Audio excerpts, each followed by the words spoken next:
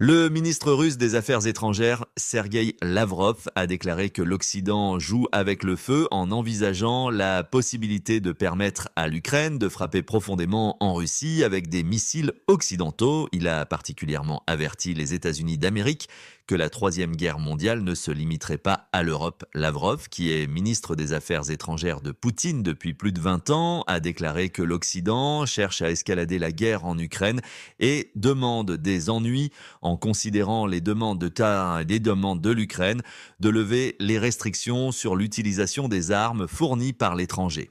Nous confirmons une fois de plus que jouer avec le feu, comme de petits enfants jouant avec des allumettes, est très dangereux pour les oncles à qui des armes nucléaires ont été confiées, a déclaré Lavrov aux journalistes à Moscou. Une forte concentration d'hommes, et pas seulement, des armes, des chars, de l'artillerie, des systèmes de lance-roquettes multiples, si bien que le ministre ukrainien des Affaires étrangères a réagi aujourd'hui et affirme que la Biélorussie masse un nombre significatif de soldats dans la région de Homel, près de la frontière nord de l'Ukraine, sous couvert de manœuvres. Voici ce qu'il affirme également. Nous avertissons la Biélorussie de ne pas commettre des erreurs tragiques sous la pression de Moscou. Nous pressons ces forces armées de cesser ces actes inamicaux et de retirer les forces de la frontière de l'Ukraine à une distance supérieure à la distance de tir des systèmes du Bélarus. On va écouter le président Loukachenko, président biélorusse, évidemment. Souvenez-vous, la semaine dernière, de ce qu'il disait, il ne s'en cachait même pas. On va mettre des troupes à la frontière. L'Ukraine maintient plus de 120 000 militaires près de la frontière avec la Biélorussie. Compte tenu de leur politique agressive, nous avons déployé nos forces armées à certains points de la frontière, comme ce serait le cas en cas de guerre. Ils pensaient, comme ils l'ont dit, que Poutine allait à nouveau attaquer depuis le territoire du Bélarus. Depuis les environs de Gomel, comme c'était le cas au début de l'opération militaire spéciale. Ils ont décidé de renforcer 120 000 militaires à cet endroit. En réponse, j'ai dû redéployer près d'un tiers de l'armée pour renforcer la frontière. Voilà la menace. Alors, regardons la carte ensemble, parce que cette fameuse grande frontière nord, alors Girnov fait le signe du violon. Pipeau. Pipeau ou violon. Parole. Ah non, mettez pas Dalida là-dedans. Ouais. Ni Alain Delon. Alors, il y a les deux versions, attention, parce qu'il y a ceux qui disent parole, et il y a ceux qui disent, attention, n'oublions pas que pendant la première invasion de la Russie, la Biélorussie a servi aux Russes. Elle a servi de base arrière à bien des égards. Donc expliquez ça. Oui, bien sûr. Il y a un passif. Le gros des forces russes qui ont envahi l'Ukraine venait de Gomel, notamment la base. Vous avez deux armées qui fonçaient directement depuis la Biélorussie vers Kiev. Même quatre d'ailleurs, plus tard, les deux autres sont arrivés. Bien sûr, mais la Biélorussie elle-même n'est jamais entrée en guerre. Regardez ces images. Aurélien Hamel, meilleur chef d'édition du monde, qui arrive à trouver une image en quoi Il commence bien la rentrée. 27 secondes. Bravo. Il retrouve cette image-là au moment où vous parlez, effectivement, c'est-à-dire qu'on dit parole, bien sûr, en partie, c'est un régime un peu ridicule par certains côtés, mais ça, ce sont des forces russes. Bien sûr. C'est ça, bien sûr, mais de toute façon, il est complètement soumis aux Russes. C'est-à-dire. Mais ce que je veux dire, c'est que de son degré de soumission, si vous voulez.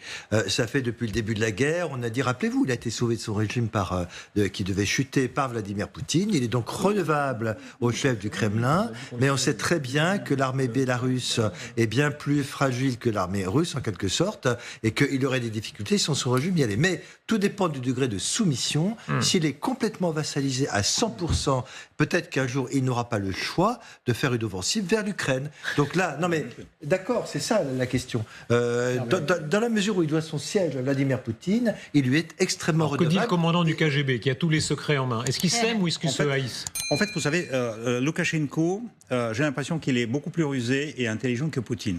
Parce que c'est lui qui manipule Poutine. Sous ses airs d'un soumis, en fait, il a compris qu'il fallait se soumettre à Poutine pour lui faire plaisir. Mais en réalité, si vous n'écoutez pas ses paroles, mais regardez ses actes. C'est vrai que une partie de l'attaque russe sur l'Ukraine est partie du sol biélorusse. Sauf que ça a duré jusqu'au mois de décembre 2024. Et à partir du mois de décembre 2024, je crois qu'il y a de 2022, il y a eu un accord secret, peut-être entre Zelensky et Loukachenko. Il n'y a plus rien qui partait de la terre de l'Ukraine, de Biélorussie. Et puis, soumis, oui, mais Poutine lui doit aussi. Ouais. Parce que lorsque le putsch de Prigojine, c'est Loukachenko qui a réglé l'affaire. L'affaire d'échange de Krasikov, vous savez, c'est Loukachenko qui a condamné à mort un citoyen allemand, et ça lui a permis d'obtenir des Allemands la libération de Krasikov. Donc Poutine lui doit aussi pas mal de choses. Oui, colonel Goya, vous étiez en train de parler il y a un instant, vous parliez notamment de ces menaces de la Biélorussie, gesticulations ou réelles menaces d'invasion? Pure gesticulation, mais l'armée, ne serait-ce que parce que l'armée biélorusse, ça n'existe pas. C'est une toute petite force. Elle est d'autant plus affaiblie qu'elle a été pillée par les Russes, elle a dû fournir, par exemple, tous ses obus d'artillerie aux Russes. Donc c'est une armée bidon. Il n'y a aucune menace militaire venant de la Biélorussie vis-à-vis de l'Ukraine. Il faut l'être sûr. On est dans la pure gesticulation, très, très clairement. Donc oui, Loukachenko, c'est l'équilibriste. Voilà, il doit montrer, il doit faire des gestes vis-à-vis de Vladimir Poutine, et puis en même temps, il faut surtout ne rien faire, quoi. Surtout ne rien faire vis-à-vis à la fois de son armée qui n'a pas du tout envie de s'engager là-dedans, et de son opinion publique qui est toujours à deux doigts de se révolter. Donc il bouge beaucoup, c'est ce que je dis à chaque fois, hein, c'est la reine rouge dans Alice au pays de merveilles. Hein, il bouge beaucoup pour rester sur place. Les références du colonel Goya, c'est les plus incroyables que j'ai. Vous sortez des choses que je ne connais même pas, mais voilà. Bon, vous allez nous rejoindre, Catherine Gentil, spécialiste internationale. Merci beaucoup, vous reviendrez? Avec grand plaisir. Vous nous manquerez sinon. Avec grand plaisir. Merci beaucoup Isabelle Saporta. Merci à Catherine Gentil de nous rejoindre. Avançons sur ces images tellement incroyables qui, encore une fois, auraient paru inimaginables il y a encore quelques semaines et qui aujourd'hui sont du quotidien et qui vont encore plus loin, n'est-ce pas, Émilie? En ce moment, les Ukrainiens, à l'heure où nous parlons, continuent d'avancer en direction, en tout cas, de Kursk. Oui, on a ces toutes dernières images que l'on a reçues il y a seulement quelques heures de cette armée ukrainienne qui continue de progresser sur le territoire russe. On va vous montrer ces images assez intéressantes de soldats ukrainiens qui viennent d'entrer dans une fortification d'Arkhmat. On le rappelle, il y a des soldats tchétchènes qui sont en train de se battre pour la Russie dans la région de Koursk.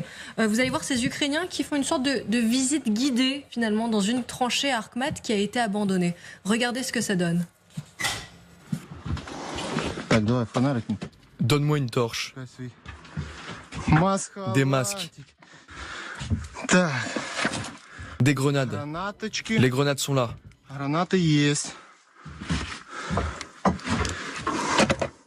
Des chargeurs. Des sacs. Des casques.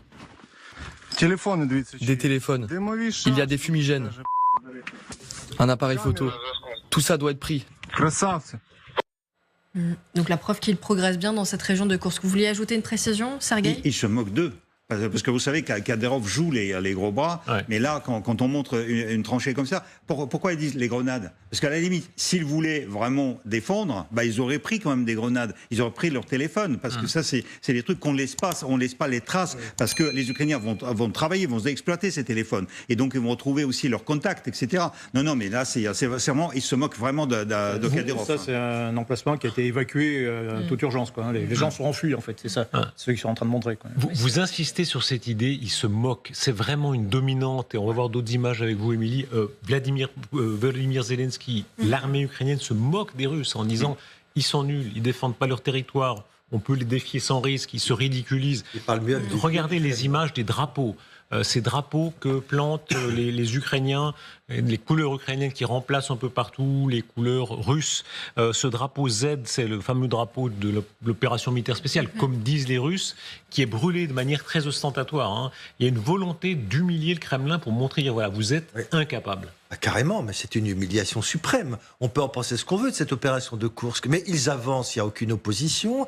Cette frontière a été traversée sans aucune difficulté. On écrase les drapeaux russes, tout ce qui fait la fierté de la Russie, et ils continuent sans opposition. Donc c'est véritablement une humiliation suprême pour Vladimir Poutine. On se demande, moi je ne suis pas spécialiste des affaires du Kremlin, mais comment cela ne peut pas avoir une résonance au niveau du Kremlin, au niveau des militaires, voire au niveau de la population, même si on dit que c'est une infime partie du territoire. Là, véritablement, il est tout à fait humilié. Jusqu'où ça peut aller? Effectivement, il pourrait chercher une revanche importante. Mais quoi qu'il en soit, par rapport à tous ces missiles qui sont arrivés à Kiev, son action criminelle continue. Et à mon avis, qu'il y ait eu Koursk ou pas, de toute façon, il va continuer à bombarder. Le culot, Catherine Gentil, de Zelensky, il l'a toujours dit, ça fait partie de sa personne. Et là, toute l'opération est culottée. Oui, et puis surtout, je pense qu'il avait l'impression qu'il n'était pas qu'une impression, que les Ukrainiens ne faisaient que subir la pression russe dans le Donbass et que donc il fallait essayer de trouver un coup d'éclat. Et là, en effet, ça a été tout à fait spectaculaire. Et comme d'habitude, les Ukrainiens, parallèlement aux actions militaires, ont une action d'information, de guerre de communication.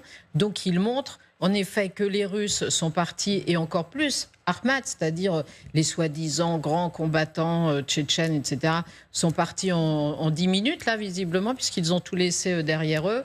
Et puis brûler ce drapeau Z qui vraiment a été le symbole de cette attaque contre l'Ukraine, évidemment, pour les Ukrainiens, c'est plus qu'un symbole. Ça doit leur mettre beaucoup de baume au cœur. Après, c'est vrai qu'il faut quand même s'interroger sur la riposte russe qui finira par arriver vraisemblablement. Mais pour l'instant, l'audace de Volodymyr Zelensky a payé, oui.